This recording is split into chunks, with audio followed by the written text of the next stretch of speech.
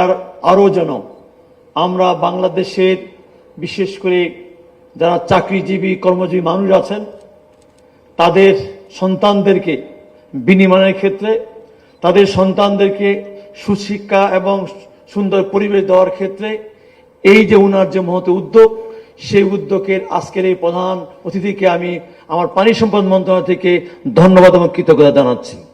আজকের এই অনুষ্ঠানের বিশেষ অতিথি আমাদের পানি সম্পদ মন্ত্রণালয়ের মাননীয় মন্ত্রী, আমাদের প্রিয় মানুষ শহীদুদ্দিন চৌধুরী এনি এবং আমাদের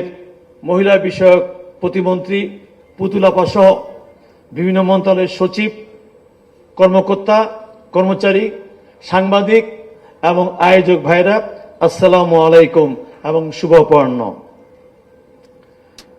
আজকে দিনটি আমার জন্য অত্যন্ত আনন্দ এবং অনুভূতি। আমরা সচরাচর যা রাজনীতি করি আমার দাপ্তরিকভাবেই রাজনীতি কাজগুলো করে থাকি এবং দেশের অবকাঠামো উন্নয়নমূলক কাজগুলোতে আমরা অংশগ্রহণ করি, কিন্তু আজকের এই বিষয়টা কিন্তু সম্পূর্ণ ভিন্ন। আজ আমরা এখানে সমবেত হয়েছি আমাদের ভবিষ্যৎ প্রজন্মের জীবনের সবচেয়ে গুরুত্বপূর্ণ অধ্যায় অর্থাৎ শিশুর প্রারম্ভিক যত্ন এবং বিকাশ নিয়ে কথা বলতে। এখানে আমাদের এই ডে কেয়ার সেন্টারে যে দায়িত্বে আছেন উনি বলেছেন একটা শিশু তার জন্ম থেকে 5 বছরের মধ্যেই তার 90% তার সেই বিকাশটা ঘটে এবং সেই বিকাশটা আমরা কিভাবে কোন পরিবেশে তাকে আমরা দিয়ে থাকি। আজকে কিন্তু আমাদের এই যে পানি সম্পদ মন্ত্রণালয়ের এই পানি ভবনে যে আমাদের ডে কেয়ারটা আছেন সেই ডে কেয়ার সেন্টারে আমাদের মাননীয় প্রধান অতিথি আজকে উনি নিজেই পরিদর্শন করেছেন। উনি দেখতে পেয়েছেন যে কিভাবে আমাদের বিশেষ করে এই ডে কেয়ার সেন্টারগুলো আমাদের সমাজ কল্যাণ মন্ত্রণালয়ের আওতাধীন এবং তাদের সুনিপুণ পরিচালনার মধ্য দিয়ে এইগুলো পরিচালিত হচ্ছে এবং আগামী দিনে আরও জনপ্রিয়তা পাবে এবং যার মধ্য দিয়ে আমি মনে করি শুধু ঢাকা শহর নয় আমাদের বিভিন্ন শহরে সেই ডে কেয়ারটা আরও জনপ্রিয়তা পাবে এবং তার মধ্য দিয়ে আমাদের সন্তানদেরকে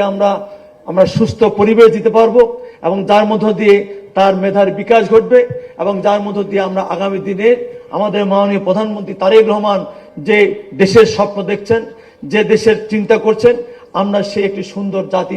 হিসাবে ইনশাআল্লাহ আগামী দিনে আমরা এগিয়ে যেতে পারবো। আজকে আমি শুধু বলতে চাই আমাদের এই ডে কেয়ার সেন্টারে বিশেষ করে 2023 সালে জুনে এটা শুরু হয়, সেখান থেকে এখন আমাদের 60 জন আমাদের সন্তানরা এইখানে প্রতিনিয়ত এইখানে আমাদের তারা ডে কেয়ার সেন্টারে আসেন এবং আমরা অবাক হয়ে যাবেন যেখানে অনেক সন্তানেরাই তারা কিন্তু ছুটির দিনেও অর্থাৎ শুক্রবার শনিবারও তারা কিন্তু আমাদের এই ডে সেন্টারে আসতে চান। এটাই হচ্ছে আমাদের ডে সেন্টারের সফলতা। আমি আশা করব আমি এখানে যারা পরিচালনা করেন আমি আশা করব তারা এইভাবে যেন আরও পরিচালনা করে আমাদের মাঝে বিশেষ করে আমাদের কর্মকর্তা কর্মচারী সহ আমাদের মানুষের কাছে এটা আরও জনপ্রিয়তা অর্জন করেন। আমি শুধু বলতে চাই যেহেতু আমি পানি সম্পদ মন্ত্রণালয়ের দায়িত্বে আছি, এই পানি সম্পদের সঙ্গে আসলে এই যে আমাদের শিশুদের কি সম্পর্ক,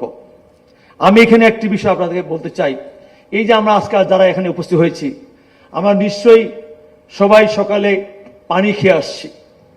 আপনি কি বলতে পারেন আপনি যে 1 গ্লাস পানি খেয়ে আসছেন সেই পানিটা কি বিশুদ্ধ ছিল? আজকে আমি আমার WHO এবং ইউনিসেফের যৌথ রিপোর্ট অনুযায়ী বাংলাদেশে এখনো প্রায় 26% মানুষ নিরাপদ পানির নিঃস্ব উৎস থেকে বঞ্চিত। সেক্ষেত্রে আমার ওই সন্তান যার এই বয়স 6 মাস, 2 বছর, 3 বছর, 5 বছর, তাকে আমি সেই পানি, সেই বিশুদ্ধ পানি তাকে আমি সেই স্যানিটেশন আমি দিতে পারছি কিনা। কাজেই আমি মনে করি একজন বিশেষ পানি সম্পদের দায়িত্ববান লোক হিসেবেই আমি বলতে চাই যে আমাদের সন্তানদেরকে আগামী দিনে আমাদেরকে এইভাবে গড়ে তুলতে হবে আমরা যেন তাদেরকে বিশুদ্ধ পানি এবং একটা বিশুদ্ধ স্যানিটেশন দিতে পারি, যার মধ্য দিয়ে আমরা তাদেরকে স্বাস্থ্য সুরক্ষা করতে পারি। কারণ বিভিন্ন জনমতে উঠে আসছে যে বাংলাদেশের প্রায় প্রতি বছরে এই বায়ু দূষণ, পরিবেশ দূষণ এবং এই পানি দূষণে কিন্তু প্রায় 1.25 লক্ষ মতো শিশুরা সেখানে মৃত্যুবরণ করে। আজকে তাই আমি বলতে চাই, আসুন আমরা আমাদের শিশুদেরকে, সন্তানদেরকে ভালো পরিবেশ দেওয়ার জন্য সবচেয়ে যেটা গুরুত্বপূর্ণ, আমাদের এই যে বর্তমান সামাজিক যোগাযোগ মাধ্যম বা আমাদের মোবাইল কেন্দ্রিক আমাদের সন্তানদের এই যে তাদের বিভিন্ন নির্ভর হওয়া, সেক্ষেত্রে আজকে পরিসংখ্যান বলছে, যেটা আমাদের